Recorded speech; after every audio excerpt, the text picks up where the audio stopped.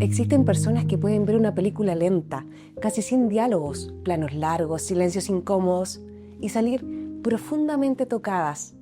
Y hay otras que a los 5 minutos ya están mirando el celular. Algunos vuelven siempre al drama, otros al terror, otros a la comedia absurda, otros a historias reales, crudas, incómodas, que no te dejan tranquilo. Y solemos decir algo muy simple: son gustos. Pero, ¿y si no fuera únicamente cosa de gustos?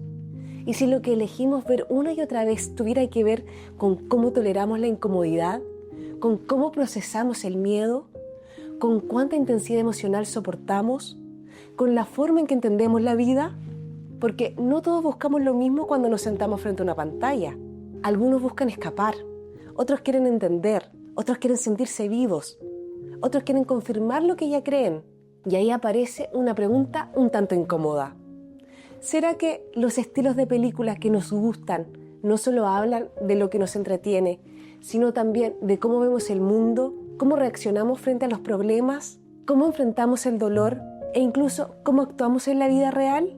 Tal vez el cine que elegimos no nos define como una etiqueta al 100%, pero sí nos delata. Damos señales sin darnos cuenta, como si de una pista se tratara. Así que ahora comencemos con este video. Cuando elegimos una película, creemos que estamos eligiendo solo entretenimiento, algo para pasar el rato, algo para desconectar. Pero desde la psicología, esto se ha estudiado de otra manera. Dolph Zillman, uno de los primeros psicólogos en estudiar cómo el cine y la televisión influyen en nuestras emociones, planteó algo clave. No consumimos contenido al azar. Los elegimos según nuestro estado emocional y sobre todo según cómo solemos regularlo. Dicho simple, elegimos lo que nos ayuda a sentir o a no sentir. Y esto es importante porque no todos regulamos las emociones de la misma forma. Hay personas que toleran bien la tensión emocional, pueden quedarse en el silencio, en la incomodidad, en el conflicto sin resolver, sin necesidad de que todo se explique o se cierre. Por eso conectan con películas lentas, profundas, abiertas, historias donde no pasa mucho, pero pasa todo por dentro. Otras personas, en cambio, necesitan estímulo constante, movimiento, ruido, acción, respuestas rápidas. No porque sean superficiales, no porque no piensen, sino porque el silencio interno, cuando aparece, se vuelve demasiado incómodo. Ahí el cine funciona casi como un regulador emocional externo. Y en espacios ordena el caos, mantiene la mente ocupada. Y lo interesante es esto: la película no crea esa forma de ser, solo se adapta a ella. Por eso muchas veces rechazamos ciertos estilos diciendo: esto es aburrido, aquí no pasa nada, esto es demasiado lento. Pero en el fondo lo que incomoda no es la película, es lo que aparece cuando no hay estímulo suficiente para taparlo. Y esto ya no habla solo del cine, habla de cómo cada uno maneja la ansiedad, el miedo, la espera, la frustración y en última instancia, el contacto consigo mismo.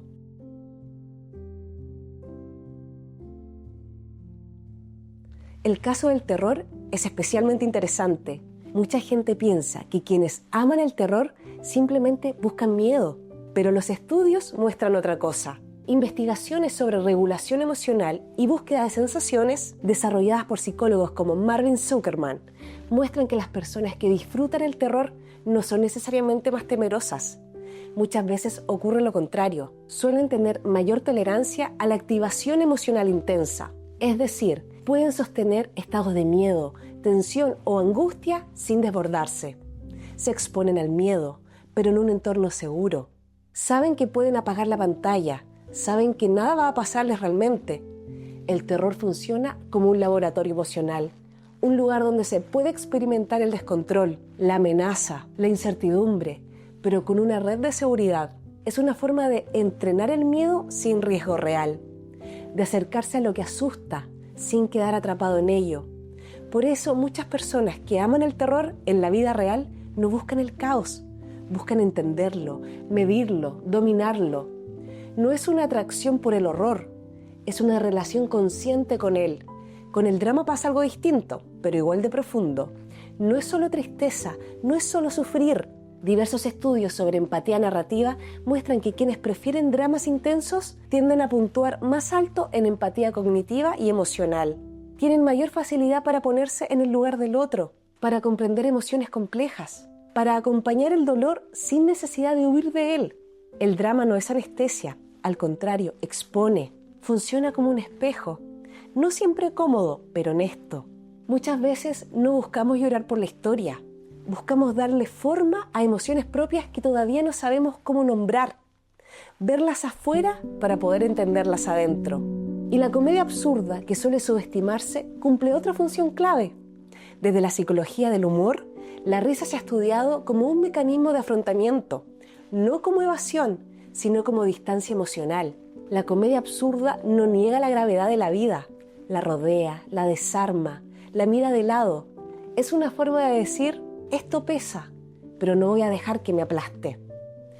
Por eso, cuando la vida se vuelve demasiado rígida, demasiado exigente, demasiado seria, muchas personas vuelven a ese tipo de humor, no para escapar, sino para respirar.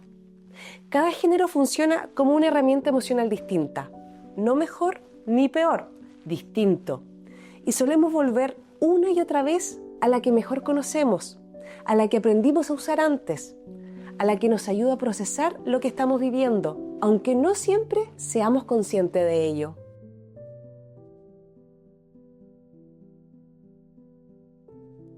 Ahora, esto no es solo psicológico, también es social.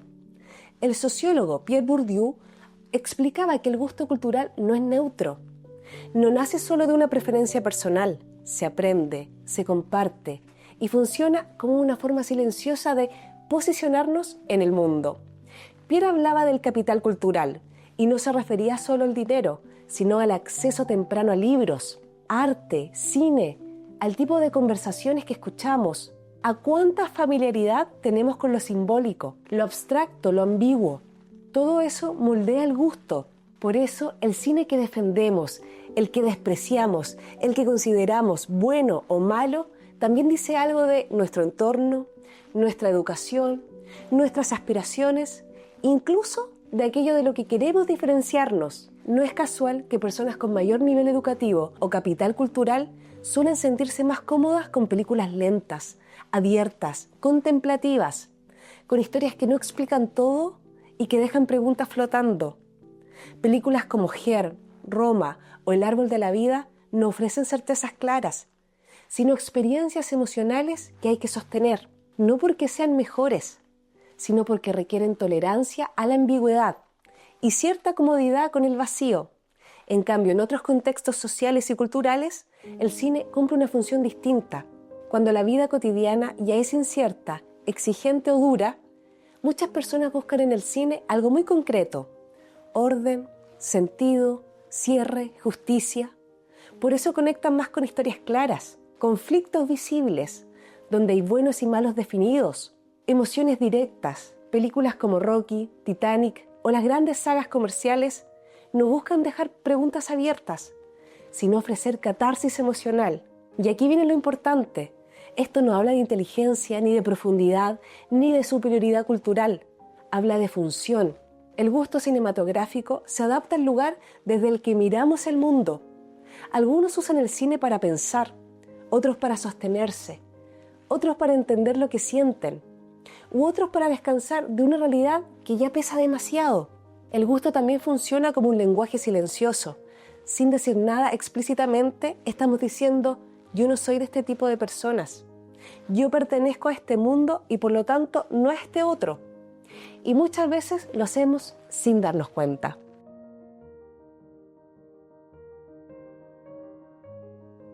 Una película no dice mucho. Todos podemos disfrutar algo fuera de lo habitual. Una comedia un día, un drama otro, una película que no volveríamos a ver nunca más. Eso por sí solo no significa nada. Pero los patrones sí dicen cosas. Cuando alguien siempre evita los finales abiertos, o siempre necesita explicaciones claras, o siempre se frustra cuando no pasa nada, o esas personas que siempre vuelven al mismo tipo de historia, ahí ya no estamos hablando solo de entretenimiento. Estamos hablando de cómo esa persona se relaciona con lo incierto. Por ejemplo, hay personas que no soportan no saber qué pasó al final. Necesitan que todo cierre, que todo se explique, que alguien diga qué estuvo bien y qué estuvo mal. no porque les falte profundidad, sino porque en su vida real la incertidumbre ya pesa suficiente. En cambio, otras personas toleran mejor no tener respuestas claras. Pueden quedarse con la duda, con la ambigüedad, con la incomodidad de no saber, y por eso conectan con historias que no tranquilizan, sino que abren preguntas. Los finales abiertos no incomodan por falta de calidad necesariamente, sino que incomodan porque no ofrecen control, no cierran el puzzle, no ordenan. Y lo mismo pasa con las historias lentas, complejas o ambiguas. No molestan por lo que son, sino por lo que nos obligan a hacer, quedarnos ahí sin distracción. En el caso de la ficción, en el fondo funciona como un entrenamiento. Digamos que es como una simulación emocional. Nos expone a conflictos, decisiones, pérdidas, silencios, pero en un espacio donde nada es definitivo. Y por eso muchas veces elegimos historias que se parecen más a cómo enfrentamos la vida de lo que estamos dispuestos a admitir. No porque lo pensemos conscientemente, sino porque ahí nos sentimos cómodos o conocidos.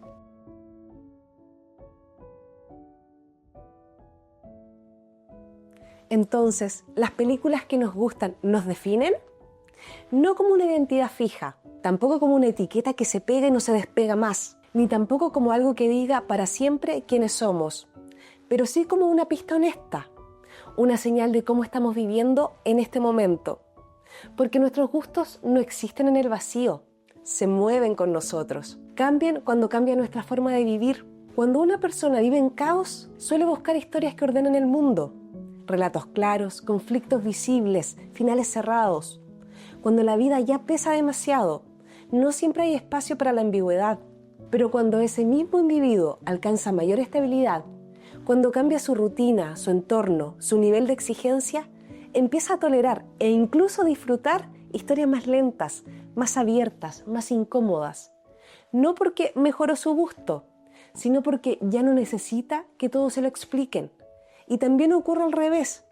Personas que atraviesan crisis, duelos o cambios profundos, muchas veces dejan de ver cierto tipo de cine, no porque ya no les guste, sino porque no pueden sostenerlo emocionalmente en ese momento.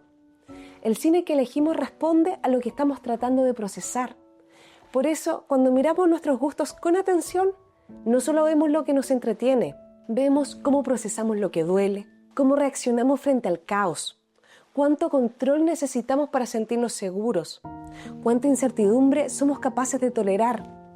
El cine que elegimos no nos inventa, nos refleja, es una mirada ante el mundo. Tal vez por eso, cuando alguien critica el cine que nos gusta, no sentimos que esté criticando una película. Sentimos que está tocando algo más profundo, nuestra forma de estar en la vida en ese momento. Una manera de sostener la vida cuando no viene con instrucciones claras. La próxima vez que alguien diga, esa película es lenta, esa película es vacía, esa película es insoportable, tal vez la pregunta no es si la película es buena o mala, sino que ¿qué tipo de historias necesito hoy para sostener mi vida? ¿Orden o preguntas? ¿Certezas o incomodidad? ¿Escape o comprensión? Porque este video no va sobre el cine, va sobre las personas, sobre cómo usamos las historias para regular lo que sentimos, para enfrentar el miedo o para darle forma al dolor, para tolerar o no la incertidumbre.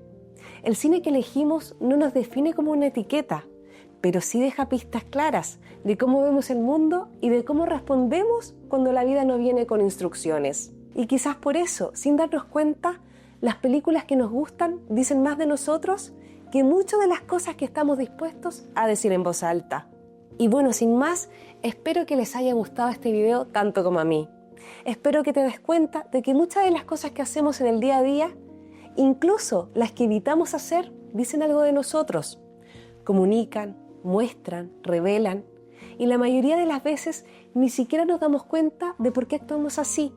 Simplemente repetimos cosas, hábitos, formas de vivir sin preguntarnos mucho más. Y aún así, todo eso dice algo de nosotros.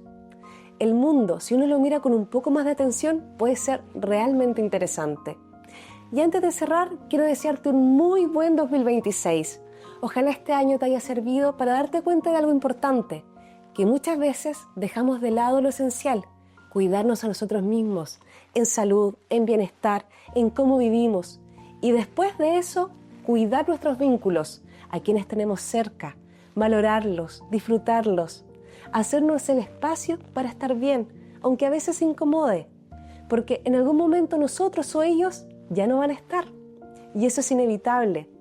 Por eso, ojalá este 2026 tenga menos metas puramente materiales y más atención puesta en lo verdaderamente importante: las personas, la familia, los vínculos que sostienen la vida. En fin, espero que nos volvamos a encontrar el próximo año. Nos vemos en el próximo video. ¡Adiós!